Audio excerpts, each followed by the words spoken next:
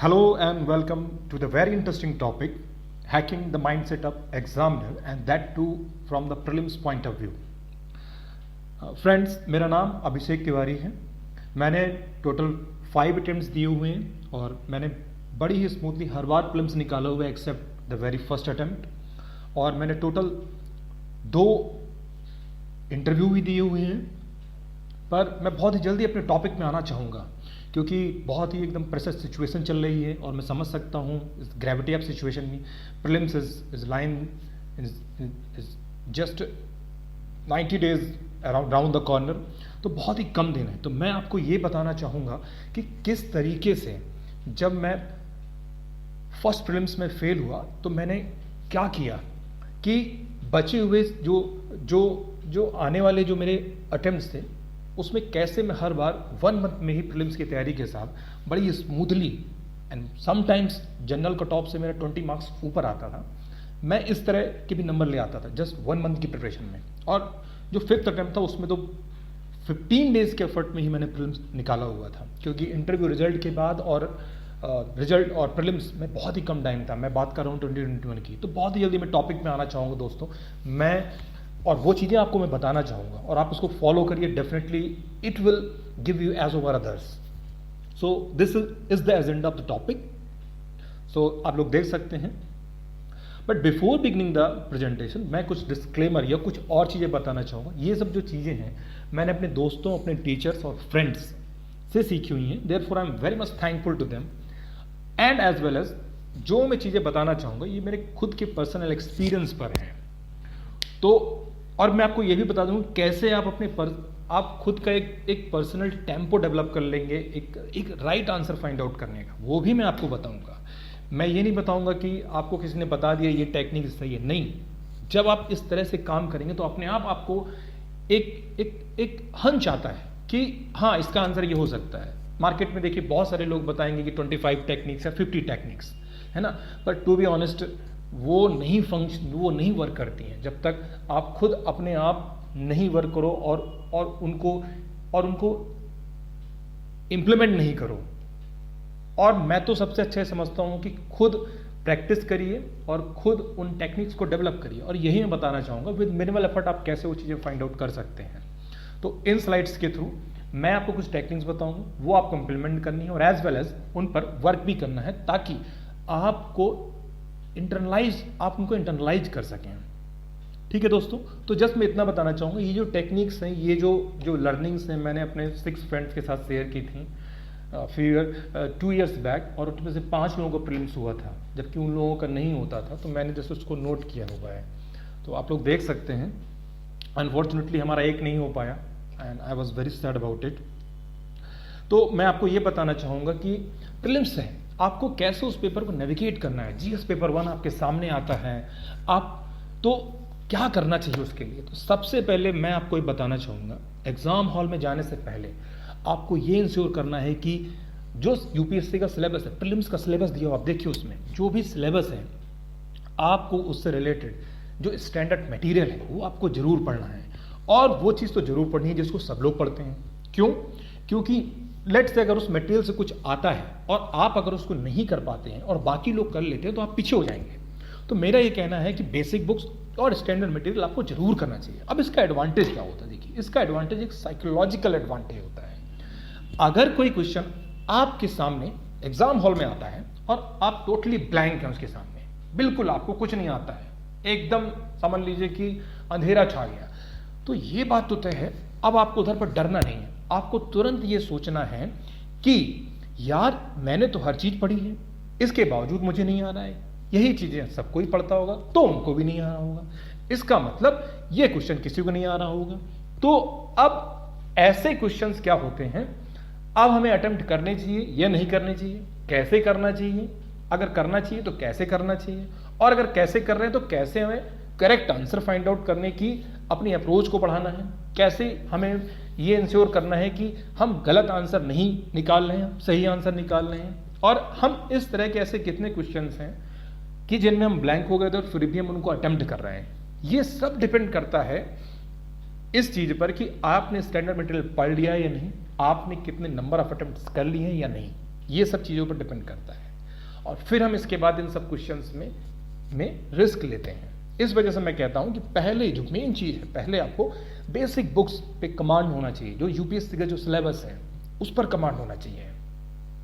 फिर हम बात करते हैं गेम ऑफ एलिमिनेशन।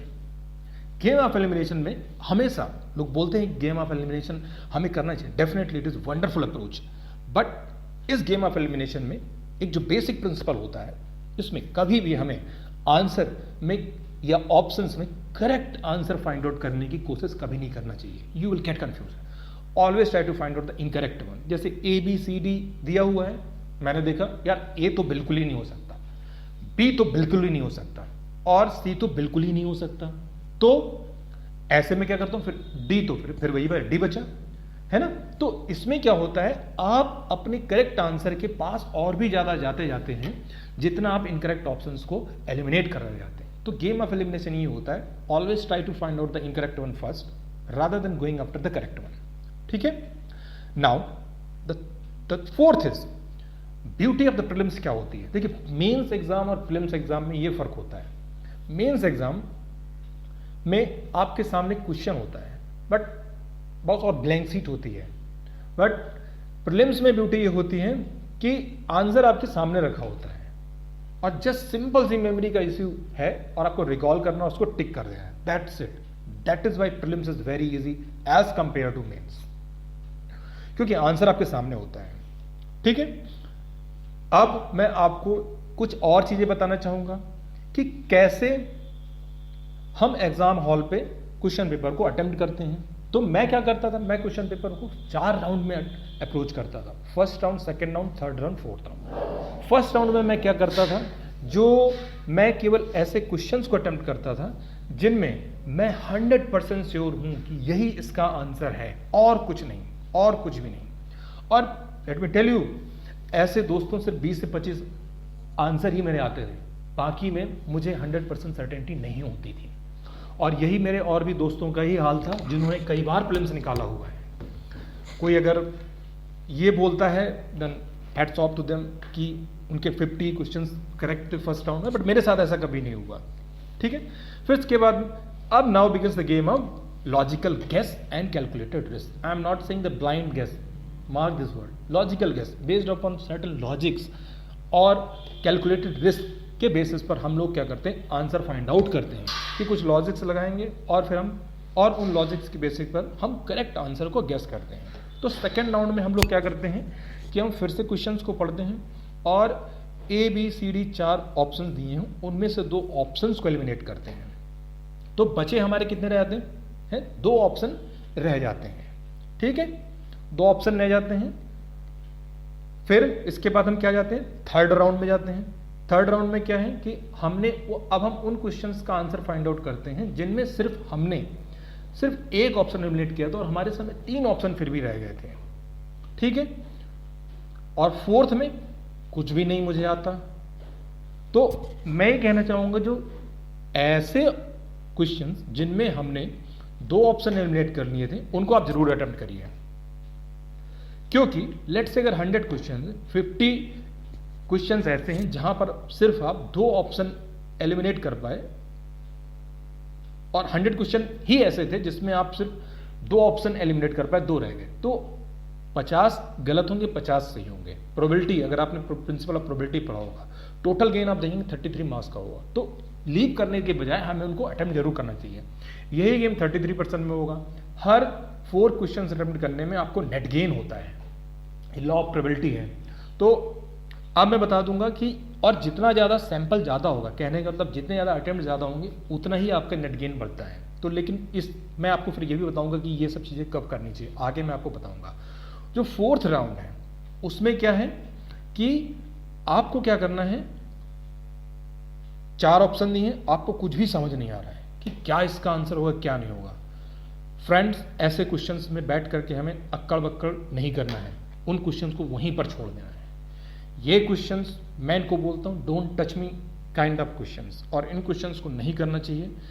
मतलब ये आपको बोलेंगे कि बेटा अगले साल फिर से आओ, ठीक है, तो ऐसा बिल्कुल भी नहीं करना चाहिए। तो मैं फिर से बोलना चाहूंगा कि फर्स्ट राउंड में मैं क्या करता हूं, उन क्वेश्चंस को अटेम्प्ट करता हूं जिसमें मैं 100% श्योर हूं। सेकेंड राउंड में उन क्वेश्चंस को अटेम्प्ट करता हूं जिसमें मैंने 2 ऑप्शन एलिमिनेट कर लिए हैं और 2 ऑप्शन रह गए हैं। थर्ड राउंड में मैं क्या करता हूं, मैं सिर्फ उन क्वेश्चंस को अटेम्प्ट कर रहा हूं जिसमें मैंने सिर्फ एक ऑप्शन एलिमिनेट किया और 3 ऑप्शन मेरे सामने करेक्ट है और उनमें से किसी ने टिक कर देता हूं मैं।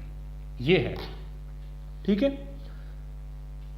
अब अगली बात यह दोस्तों कि क्वेश्चन पेपर को बहुत ही केयरफुली पढ़ना चाहिए। ऐसा बोला जाता है कि 50% आपके जीतने के चांसेस ज्यादा पड़ जाते हैं जब आप किसी चीज को अच्छे से समझते हैं। तो मेरा ही कहना है कि यूपीएससी का कोई भी क्वेश्चन आपके सामने है उसको बहुत ही केयरफुली, बहुत ही सावधानी से पढ़िए आप।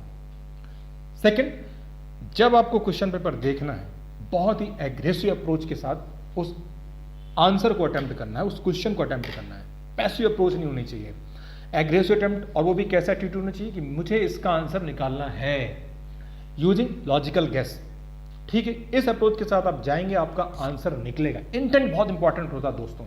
जो हम लोग देखते हैं टीम इंडिया में जो बोलते रहते हैं intent is very important, intent important, character is very important, है ना। तो मैं इसीलिए बोलता हूँ प्रीलिम्स में आपको एग्रेसिव अप्रोच के साथ क्वेश्चन में जाना पड़ेगा और एटीट्यूड ये रखना है कि मुझे इसका आंसर निकालना है। सोचिए अगर आपके पास ये एटीट्यूड है, डिफेंसिव एटीट्यूड, तो आपको ऐसे क्वेश्चन जिसमें आपको कुछ ना कुछ आता भी होगा, अपन क्वेश्चन को छोड़ देंगे कि यार मैं भी 10% श्योर नहीं हूं, मैं क्यों इस क्वेश्चन को करूं। आपने उस क्वेश्चन को छोड़ दिया और ऐसे आप कई क्वेश्चन से करते रहे, आप लिस्ट से बाहर हो जाएंगे। ऐसा नहीं करना है हमें, ठीक है। फिर आपको करना क्या है, हाईलाइट द कीवर्ड्स।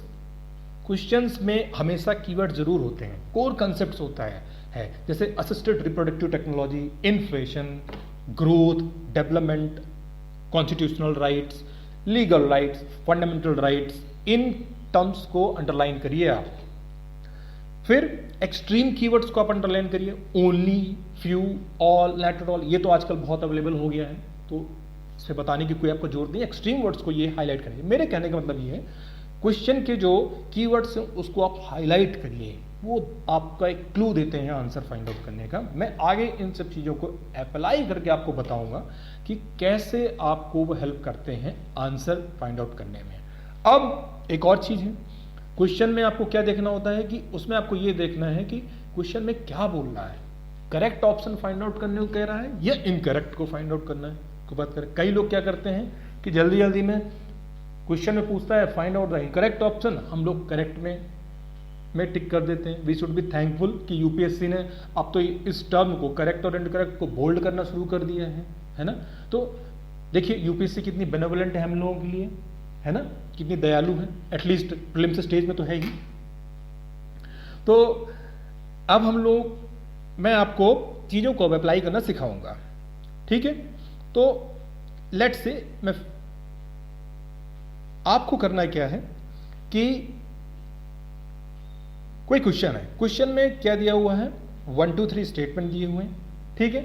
और आप ये देखिए कि ये जो 1 2 3 स्टेटमेंट दिए हुए हैं और फिर वो आपको कहता है select the correct answer using the code given below. तो उसमें आप देखिए 1 2 3 किस तरीके से अरेंज्ड हैं, ठीक है, किस तरीके से अरेंज्ड हैं, ठीक है। तो इसमें मैं आपको एक चीज बताना चाहूंगा, होता क्या है कि ऐसे ऑप्शन को आप उठाइए जो कई बार रिपीट हो रहा हो।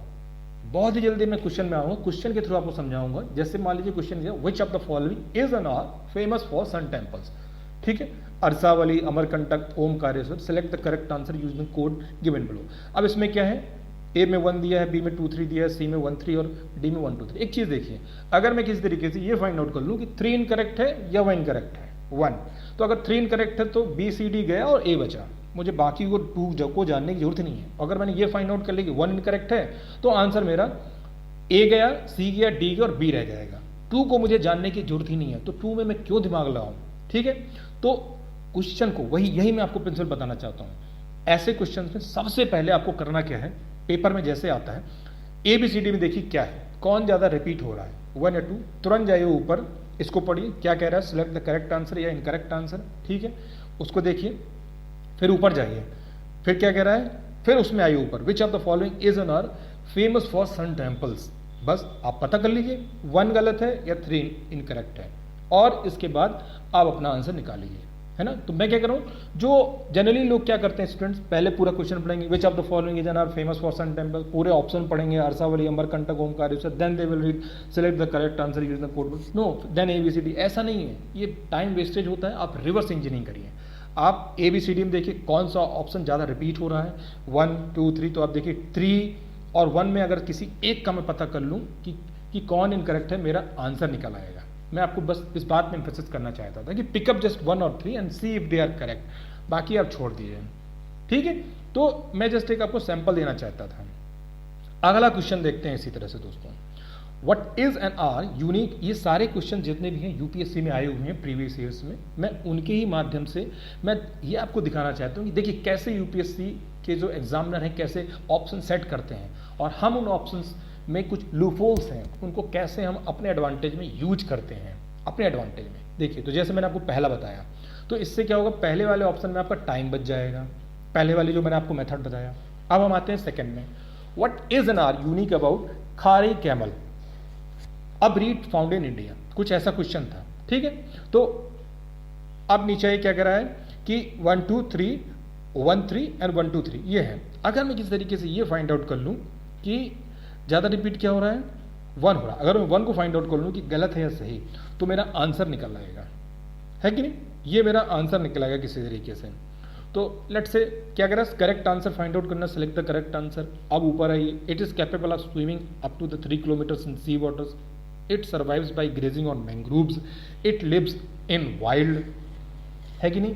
तो मैं जस्ट आपको and can not be domesticated कुछ ऐसा कह रहा है कि नहीं।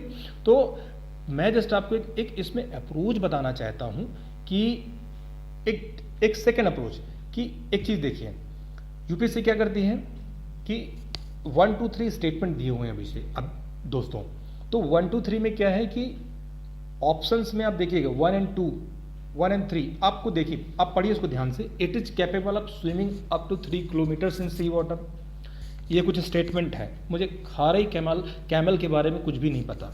It survives by grazing on mangrove. एक बात बताइए दोस्तों, आपको लग नहीं रहा 1 और 2 जो स्टेटमेंट हैं एक दूसरे की बहुत मैचिंग है, क्योंकि जहां पर सी वाटर होगा वहीं मैंग्रोव्स होगा। तो ऑप्शन में 1 एंड 2 तो यार कम से कम एक साथ होना चाहिए, ये बात तो तय है। तो इस लॉजिक से देखिए, मैं आपको जस्ट बता रहा हूं कि कैसे 1 एंड 2 जहां पर अलग अलग रखे हैं उस ऑप्शन को एलिमिनेट कर दीजिए, या अगर नहीं है तो उसको हटाइए।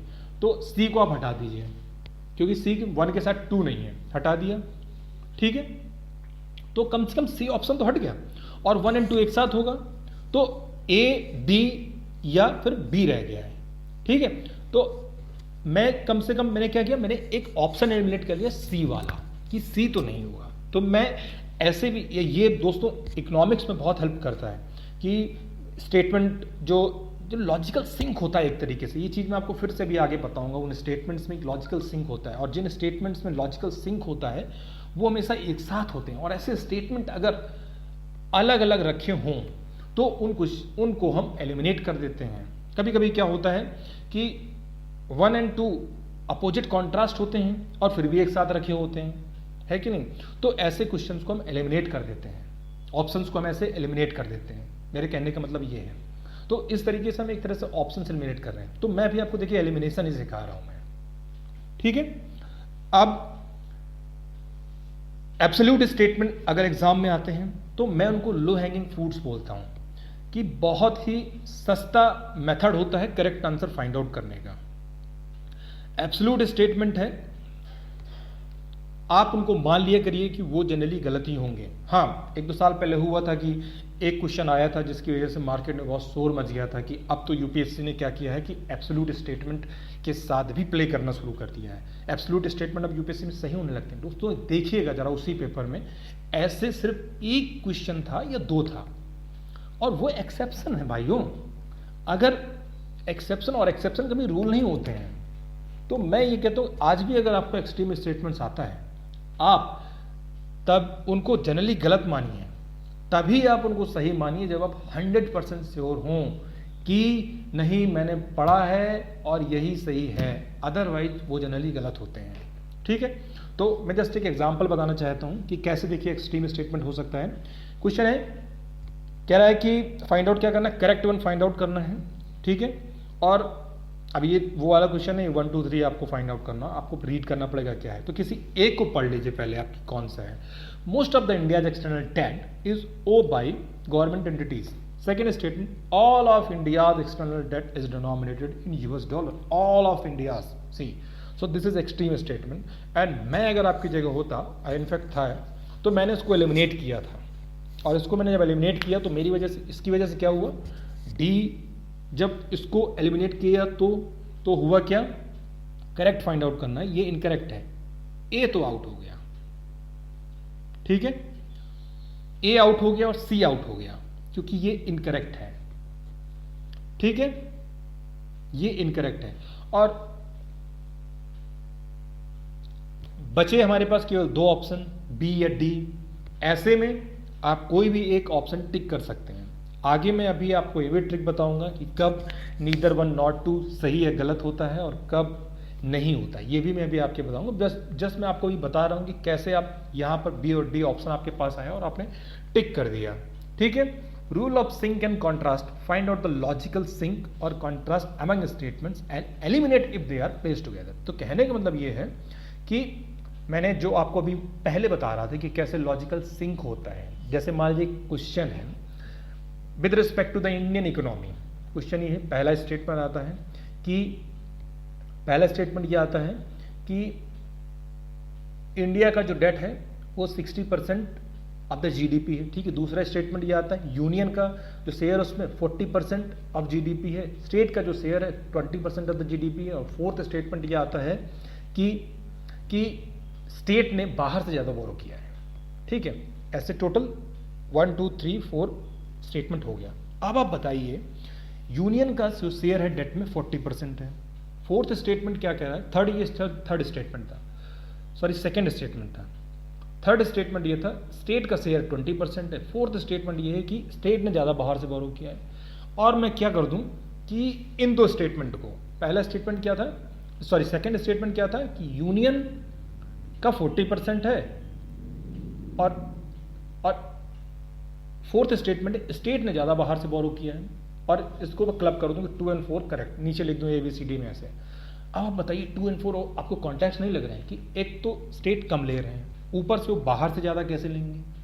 मैं जैसे गैस लगा रहा हूं, तो जहां जहां मुझे 2 और 4 एक साथ दिखेगा मैं उसको एलिमिनेट कर दूंगा और मैं उसको इनकरेक्ट मानूंगा। तो ये मैं बता रहा हूं लॉजिकल सिंक और कंट्रास्ट की, जो यूनियन ने 40% डेप्ट बनाया है और स्टेट बाहर से ज्यादा ले रहे हैं, तो ये कॉन्ट्रास्टिंग नहीं है। अरे भाई यूनियन का ज्यादा डेट है तो यूनियन ही ज्यादा, कहीं हर जगह से ही ज्यादा ले रहा होगा, ठीक है। तो ऐसा है मतलब, ठीक है। अब अगला जो फंडा है taking dip in unknown territory. Taking dip in unknown territory का दोस्तों मतलब ये होता है कि कभी कभी होता क्या है कि हमें कुछ आता ही नहीं, हमें कुछ बिल्कुल भी नहीं आता है, हमने कहीं पढ़ा ही नहीं है, we are totally blank and yet कुछ टेक्निक्स हैं उसके थ्रू हम आंसर फाइंड आउट कर रहे हैं, having the attitude of getting the answer. So find out the meaning of let's say.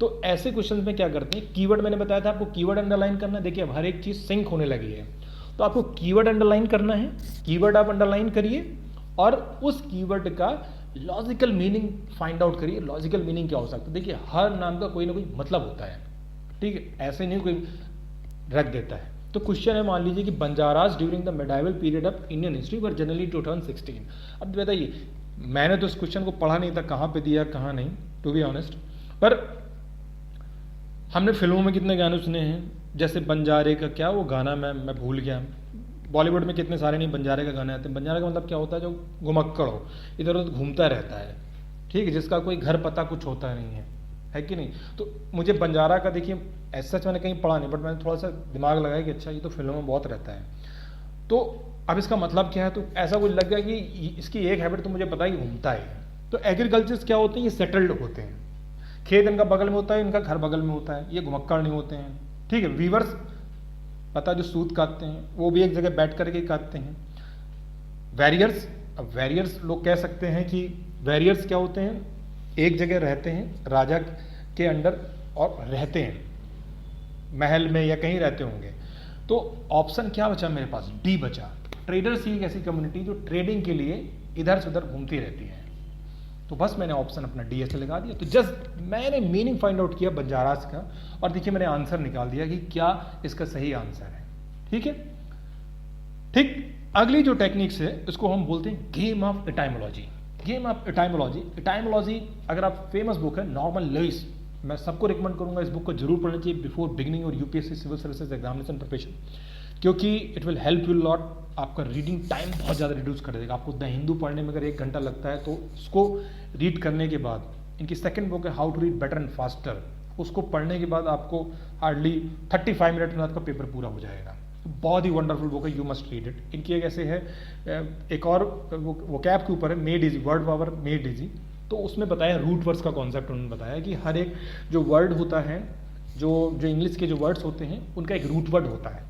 Hindi में अगर बोलूँ संधि विच्छेद, ठीक है, तो हम लोग क्या करते हैं, शब्दों की संधि विच्छेद कर देते हैं और हम उन वर्ड्स का मीनिंग फाइंड आउट करते हैं, फिर हम ओवरऑल शब्द का मतलब निकालते हैं। ठीक है, अब देखिए मैं कैसे मतलब निकालने की कोशिश कर रहा हूँ। क्वेश्चन क्या है, मैं वही टेक्निक अपनाऊंगा। क्या कह रहा है, select the correct answer using the quotes below. ठीक है, ऑप्शन क्या कह रहा है 1 2। तो अगर मैं किसी तरीके से ये फाइंड आउट कर लूँ कि 1 निकाल लूँ या फिर मैं ये निकाल लूँ 3, तो अगर 1 निकाल लूँगा तो मेरे पास रह जाएगा बी। ठीक है, तो लेट से 1 पढ़ते हैं क्या है। ठीक है, तो क्वेश्चन क्या, what is the unique about Kharai camel, a breed found in India. Kharai camel, देखिए खारे क्या है, खारा, खारा क्या होता है, समुद्र में, समथिंग समुद्र से रिलेटेड, ओशन से रिलेटेड है। ठीक है, और कैमल ऊंट, आपको पता ही होगा। तो मतलब कि कुछ ऐसा है जो समुद्र में है, कुछ ऐसा है। पहला स्टेटमेंट क्या, it is capable of swimming up to 3 kilometre in sea water, seems to be correct. Sea water, क्योंकि खारे कैमल है, सी वाटर में हो सकता है करता हूँ। It survives by grazing on mangroves, ये भी करेक्ट है दोस्तों, क्योंकि मैंग्रोव्स कहाँ होता है, सी वाटर में ही होता है। तो मैंने क्या बताया था, एक ऊपर वाला लॉजिक क्या, 1 और 2 एक साथ होना चाहिए, तो ए करेक्ट हो सकता है, बी गया, सी गया। ठीक है, खारे कैमल से मैंने लॉजिक लगाया सी वाटर वाला, और 1 और 2 में दूसरा लॉजिक मैंने लगाया सिंक वाला। तो यानी खारे कैमल से मैंने क्या पढ़ा कि खारा है, समुद्र में होगा, तो उससे मैंने क्या मान लिया 1 करेक्ट है। और तो 1 करेक्ट है। सेकंड जो टेक्निक मैंने लगाई लॉजिकल सिंक वाली, कि जो स्टेटमेंट लगभग एक साथ लगते हैं वो एक साथ होते हैं, तो 1 और 2 एक साथ होना चाहिए, है कि नहीं। तो मैंने क्या किया, 1 और 2 एक साथ हैं, तो हमारे पास क्या रह जाता है, ऑप्शन ए और ऑप्शन डी दोस्तों। ठीक है, मैं क्या करूंगा, इसको मैं टिक कर दूंगा। ठीक है, मुझे नहीं पता है कि it lives in the wild और इसको डोमेस्टिकेट किया जा सकता नहीं किया जा सकता, फिर भी मैं इसको टिक करूंगा। ठीक है, अभी मैं आपको आगे और भी एक टेक्निक बताऊंगा कि कब हम 1 2 3 में टिक करते हैं अगर हम ऐसे फंस जाते हैं, और कब हम 1 2 में टिक करते हैं। ठीक है, ये भी मैं भी आपको बताऊंगा। ठीक, बट जस्ट होल्ड ऑन। अगला हम क्या है, एक मैं बहुत इंटरेस्टिंग चीज आपको बताना चाहूंगा। ऐसा पाया गया है जब हम यूपीएससी में जो प्रीलिम्स के क्वेश्चंस में देखते हैं, ऐसे स्टेटमेंट जहां पर मल्टीपल फैक्ट्स हों, UPSC plays with the facts, years के साथ प्ले कर देगी, हिस्टोरिक कोई पर्सनालिटी उसके नाम के साथ प्ले कर देगी, कांग्रेस का कोई सेशन कब हुआ उसके साथ प्ले कर देगी, उसका प्रेसिडेंट कौन था इसके साथ कोई प्ले कर देगी। तो कोई लॉन्ग सा स्टेटमेंट है, उसमें कई सारी फैक्चुअल इन्फॉर्मेशन है, उनके साथ प्ले करती है। तो कोई लॉन्ग सा स्टेटमेंट दिया, उसमें कई सारे फैक्ट्स हों, फ्रेंड्स वो statement likely to be incorrect statement. अगर आपको नहीं भी उसका आइडिया है, आप उसको स्टेटमेंट को इनकरेक्ट मान सकते हैं। कोई लंबा सा स्टेटमेंट दिया है, बहुत सारे फैक्चुअल इंफॉर्मेशन है, आपको लगता है नहीं पता है कि सही या गलत है, आप उसको इनकरेक्ट मान सकते हैं। ठीक है, अगला हम आते हैं art of etymology, breaking down the words to find the meaning. अभी जो आपको बताया था संधि विच्छेद। अब एक क्वेश्चन ये है, which one of the following books of ancient India has the love story of the son of the founder of Sunga dynasty। अब इसमें मैंने फिर आपको बोला था कीवर्ड्स को हमें देखना है, किसको, कीवर्ड्स को देखना है, कीवर्ड्स को देखना है। कीवर्ड्स क्या इसमें, लव स्टोरी और सुंगा डायनेस्टी। ठीक है, लव स्टोरी और सुंगा डायनेस्टी। अब एक बात बताइए दोस्तों, लव स्टोरी जो होती है 2 लोगों के बीच होती है। ठीक, 2 लोगों के बीच होती है। ठीक है, अकेला दिल क्या होता है, टूटा हुआ दिल होता है, भाई का दिल, सलमान खान का दिल होता है। ठीक है, लव स्टोरी हमेशा दो के लिए लिखा जाता है, जूलियट एंड रोमियो, है कि नहीं? अगर आप देखोगे तो लैला मजनू, ये दोनों एक साथ आते हैं नाम। कभी लव स्टोरी जैसे most of the UPSC aspirants वो अकेले ही हैं, तो उनके लिए कोई लव स्टोरी नहीं है। ठीक है, समझ गए होंगे आप लोग। अब फिर तो अब हमें क्या करना है कि अब मुझे पता चल गया कि लव स्टोरी में भाई दो कैरेक्टर जरूर होंगे। तो स्वप्न वासवदत्ता, स्वप्न वासवदत्ता, स्वप्न स्वप्न कुछ देख रहा है, अब ये नाम उसका वासवदत्ता, ये मुझे नहीं लगता होगा। मेघदूत, मुझे तो खैर पता था मेघदूत कालिदास वाला है। मेघदूत भी अकेले मुझे नहीं लग रहा, रत्नावली भी अकेले नहीं मुझे लग रहा। मालविका अग्निमित्रा, मालविका प्लस अग्निमित्रा, मालविका हो गई प्लस अग्निमित्रा। ठीक है, तो ये करेक्ट आंसर मुझे लगता है, तो मैं इसमें टिक कर दूंगा। अब भले चाहे गलत हो, ये सही, ये एग्जाम हॉल से निकलने के बाद पता चल जाएगा। एंड यही इसका आंसर है by the way, but exam hall में मैं इसको टिक कर दूंगा इसी लॉजिक को यूज करके।